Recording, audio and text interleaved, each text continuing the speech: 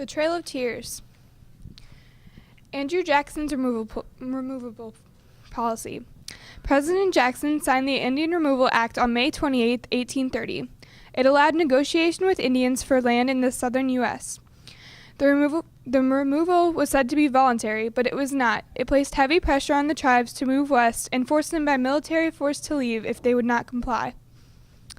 It forced Indians to move to federal land to the west of the Mississippi River in exchange for their homelands. Support and controversy. Non-native Southerners strongly supported the Removal Act in hopes of receiving new land. European Americans also favored the act, yet it was opposed by many, including many Christian missionaries such as Jeremiah Everett and the future President Abraham Lincoln. Indian resistance.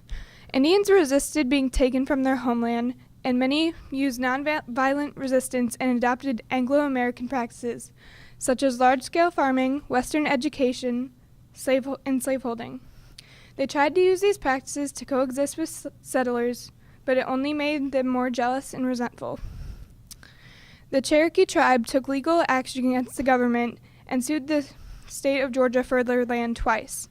They lost the case the first time, but the second time the court ruled in favor of the Cherokee, saying they had the rights to self-government. But Georgia refused to abide by this court's decision. Some tribes were simply, they would refuse to leave the land, so they would be forced by military. And the Creeks and the Seminoles waged war to protect the land and would not leave peacefully. So the First Seminole War started and lasted from 1817 to 1818, and the Seminole Indians were aided by fugitive slaves. Cherokee removal. Georgia, Tennessee, North Carolina, and Alabama forced 13,000 Cherokees into concentration camps before removal west. The camps were makeshift forts with a limited supply of food and facilities. Winter of 1848, Cherokees began the 1,000-mile march called the Trail of Tears, a torturous journey that would take the lives of many. It began in Red Clay, Tennessee, and ended in Oklahoma.